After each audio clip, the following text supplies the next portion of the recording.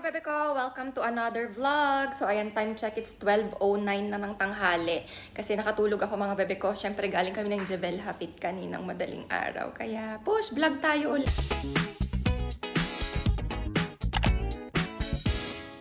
Hindi ka ready, yung mga necklace mo, tabingi, gano'n. Pero you know, we are not ready. Push lang. Vlog lang ng vlog. By the way, guys, kain tayo. Kung leftover na tawag dito, adobong sitaw. And sobrang sarap na sarap talaga ako. Pati si baby girl, dami niyang nakain. Also, I have my homemade soda. Ang sarap. Nilagyan ko siya nito, green apple, kasi parang, kunwari malapit siya sa Sprite. And naglagay din ako ng konting, mga 3 drops of stevia.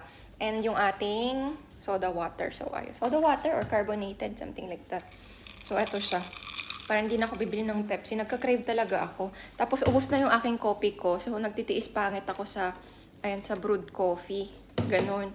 Ayoko muna kasing bumili kasi gusto kong ubusin ko ano yung mga kailangan ubusin dito sa bahay. Tsaka na ako mag-isahang grocery. Pero I think mag-grocery ako kasi may mga ingredients akong kulang-kulang. So, nilabas ko to para siyang bato. Pork ribs, tapos 49 dirhams lang, diba? Not bad. Para akong thankful kasi parang wala akong migraine. Nagising ako na, hindi ko pa naman ramdam yung mga sakit-sakit sa kalamnan, ganon. Pero tomorrow for sure. But anyway, at least, walang sakit ng ulo. Walang migraine. So, ayan. Ito yung i-bake natin, guys. Na-tow na siya. Pat dry lang. Tapos, lalagyan ko siya ng rubber. Stop it! You're annoying me. Because you did not. You don't do this to me.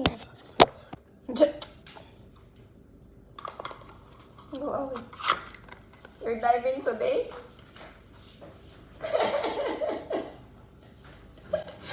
Sana all.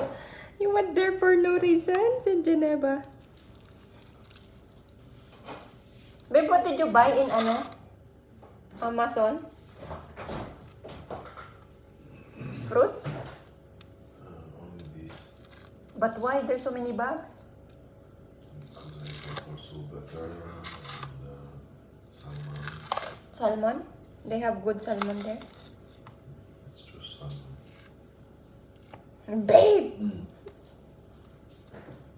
So alam niyo minsan yung nakakairita, yung langaw. Ganun. Ganun. Pero siya yung langaw ng buhay ko. Talagang nagpaparamdam siya na. Visit. Tinatanggal ko lang yung nito, yung ganito niya.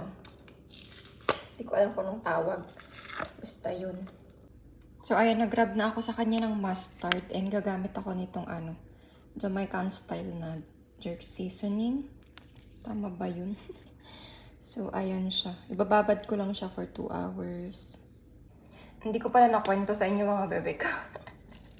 Mali yung pagkakaintindi ni Happy po doon sa schedule ng nila, ng diving nila today. Bukas pa pala.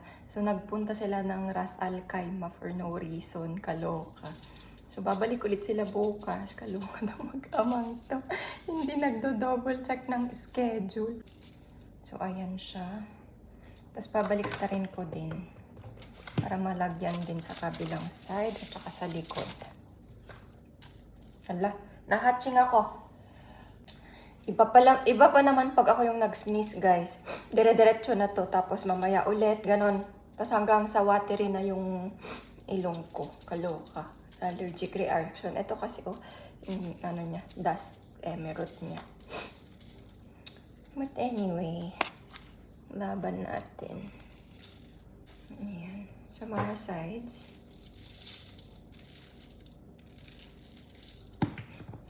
Pigil hininga yun. Parang hindi ko bet yung amoy. Parang may curry siya.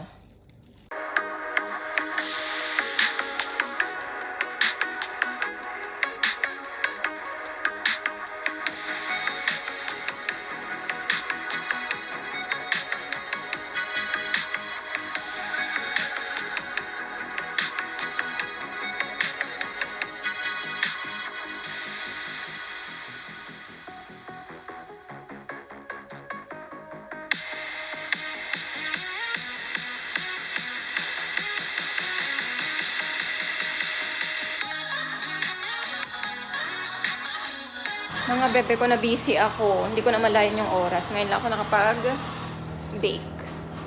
And it's taking forever. Kaya sabi ko mag-order na lang kami. And sakto gusto ni Habibo ng biryani. And yung mga bata gusto ng shawarma. So this one will take time. Siguro mga 2 hours. You want more? Sige. We did it. Tsura niyan ng batang yarn. Oo, anak, Majinet. Huwag ka dyan. Ayan na siya.